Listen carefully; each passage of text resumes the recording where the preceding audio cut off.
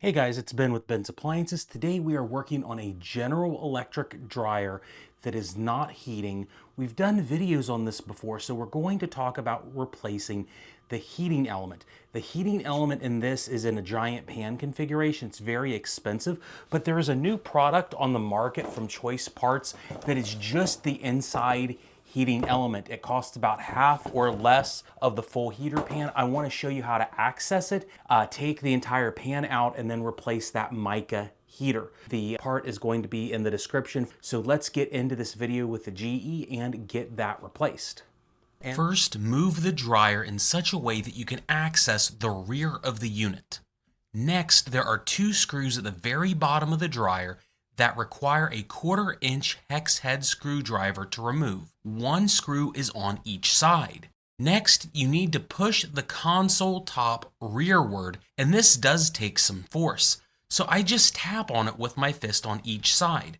Once you have both corner edges popped back, you can rock the console up to the top of the dryer. Next, there are two Phillips head screws, one on each side of the rear of the housing like you see here. Use your screwdriver and remove them from the top of the unit. Once the screws are removed, reattach the console top to the dryer lid. You do this by slotting the tabs that are on the front of the console into the lid, then roll the lid down, then tap it back on with your hands into place and lock it back into the lid. This will allow you to lift the lid later without having to remove a ton of items from the top like the metal guard. Next, open up the door of the unit. On the top side, there are two Phillips head screws hiding in the underside of the housing. Use the screwdriver to remove these screws. When you have the screws out and removed, roll the lid gently towards the wall.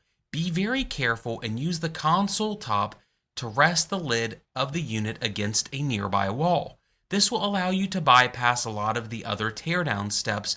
Now at this step, I would highly suggest wearing gloves and a long sleeve t-shirt or hoodie due to the number of dangerous metal edges that I'm going to show you in just a moment. Now there are two hex head screws, one on each side of the dryer that need taken out. Once you have both of these removed, you can then pull on the door to get ready to remove it. On some models of GE dryers, there's going to be a light switch harness on the left side at the top as you see here, but not all do. You'll need to press into the harness and then remove it. To remove the door, you need to simply pull up on it to get it off the three fingers at the bottom of the dryer. However, the wire harness for the door lock will prevent you from moving this door very far away from the unit. The wire harness to the door lock is very short.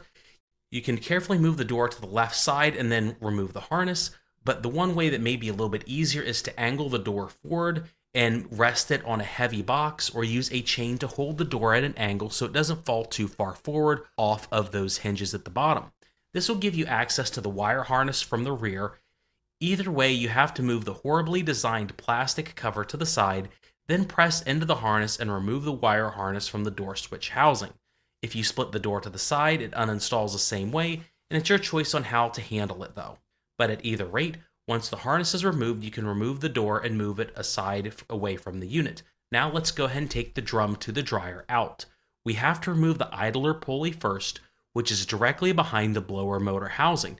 This dryer does not have a ton of room for your left hand, but quite a bit for your right, and that's the one you want to focus on.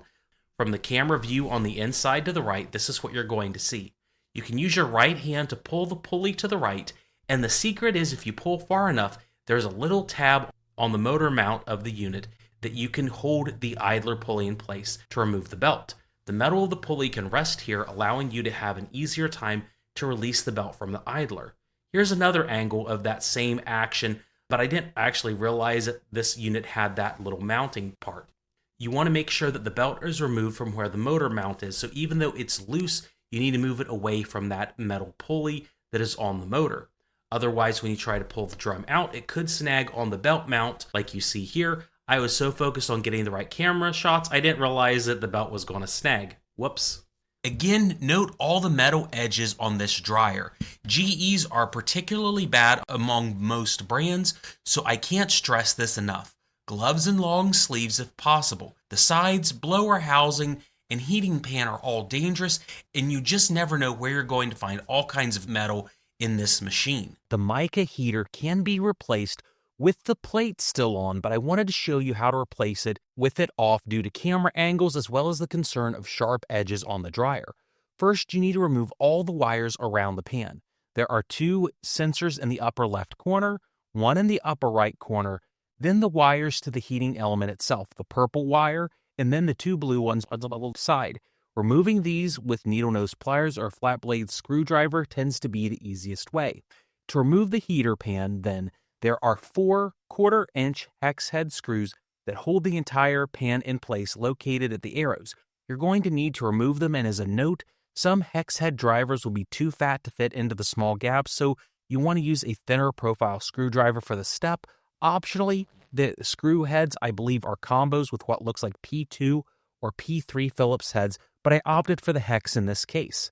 Hold the pan securely when you remove the last screw, otherwise the pan would fall out.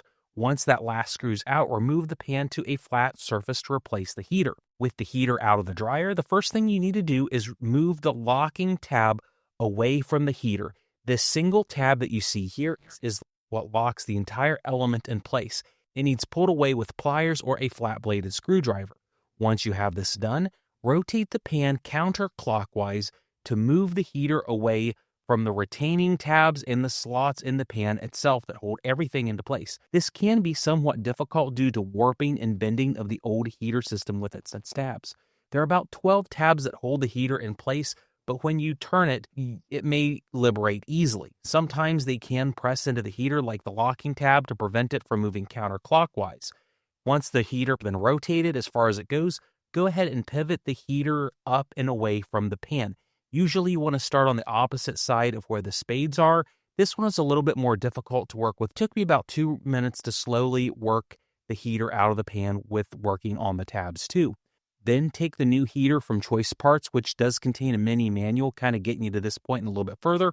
To install this, place it into the slots at the bottom like you see here. Then slowly work the heater around the edges of the tabs of the pan.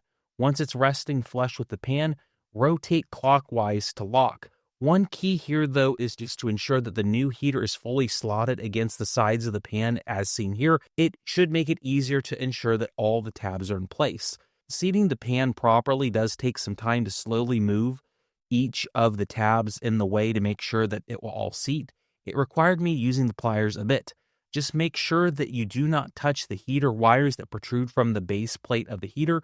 They can flex, bend, and touch other wires, causing them to short and wear out quickly. If you need to move anything, use the base of the heater, not the wires at all. Once you have that assembly locked into place, take your flat blade screwdriver or needle nose pliers and press the locking tab back into the heater pan and wrap it around the Mica heater to lock it into place like you see here.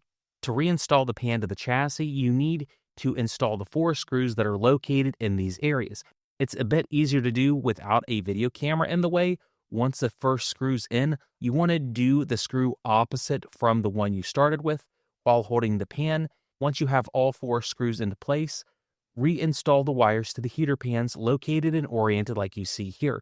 Once you have all the wires back into place, you can go ahead and reassemble the dryer for testing. Again, as a note, you can avoid the wire and pan removal, but given the difficult task of working with these tabs inside a sharp-edged dryer, you want to do that at your own risk. So with that done, let's go ahead and put the drum back in for testing. Remember the idler pulley trick earlier? I would go ahead and pull it and have it set on the motor housing before we put the drum in. The drum has 2 grooves in it. Make sure the belt rests on the rear one where the black outline of the belt is. If yours is slightly different, it may be in a different position though. Angle the top of the dryer back against the wall like we did when we took it out. Place something to hold the top up, and then go ahead and take the dryer drum by the belt and slide it into place. The bearing on the rear of the drum should go in straight into the back of the bearing housing. Turn the drum slightly to make sure there aren't any obstructions or any weird noises that would suggest that it didn't get put in right. On the right side of the drum, this is what I see and how I need to put the idler pulley back into place by releasing the tension. But before you do that, make sure the belt is wrapped around the motor pulley properly so that when you release that tension, it goes on perfectly. This process could take a time or two to get right, but hopefully the camera kind of explains the mystery of the process. With the drum in place, you should be able to gently turn it and see the blower housing move along with the belt, so everything here is engaged properly. You can also listen to any obstructions that could cause or suggest something didn't get installed right. Now go ahead and put the door back on. The bottom of the door is going to rest on these 3 metal fingers on the dryer chassis. Set the door onto the fingers and then pivot the door forward to the bulkhead. I would go ahead and rest something on the door front so you can reinstall the door lock at this point. Move the stupid plastic cover out of the way. Reinstall the door switch harness into the door like you see here. Hopefully the plastic cover doesn't snap and slash you in the fingers like they like to do on GEs. When you pivot the door into place, you're going to have to get the bearing of the drum to rest on the door frame. This can be a little bit difficult, so you may have to open the dryer door and wedge it into place by moving the drum against the bearing, but it will seat into place. When you put the front of the door on, also make sure to notice that there are metal tabs on the inside of the door and on the sides of the chassis of the machine. These little fingers need to line up to make sure the chassis gets aligned properly. If you did anything to bend or warp the door slightly when working on the machine, it may not fit into place, which could make it look like the door just won't go back on. But once you have the front on, go ahead and insert the 2 short screws back into the top left and top right sides of the dryer. Both of these are 1/4-inch hex screws. If your door light harness was on top like mine, you'll need to go ahead and insert it back into place. Next, you'll want to secure the top of the dryer to the chassis. It needs brought forward and snapped into place. The rear is off a little bit, but we can get that adjusted easily off camera. With the top kind of secure, you can actually just go ahead and test the dryer to see if what you did worked. Plug the dryer in and see what happens. In the case of this dryer, we actually fixed the unit perfectly. It's running great. There's no noise from it at all. It's operating fine, and we haven't even actually put it all back together. It's heating and the temperatures look good. The sensor shows that the temperature keeps going up and up, and if you didn't do the installation processes to this point right properly, then you may have overlooked a wire harness and need to go back and check, or there's another difficult problem that this video sadly does not cover. Let's go ahead and finish putting the dryer back together though. Take the 2 long Phillips head screws and reinsert them to the top part of the dryer door. This will secure the top part of the dryer to the front of the cabinet. Now go ahead and insert 2 identical screws at the rear of the unit, one on left, one on right side. If you had unplugged any wires, go ahead and reinstall them at this point, but we did not. To get the console snapped back into place, the 6 fingers need slotted into these holes properly. You'll then pivot the console back into place and then tap on the rear of the console to push it forward to lock it into place. The last step now is to just install the 2 top hex head screws that go down in from the console into the metal top of the dryer. One on the right, one on the left. Have a great day.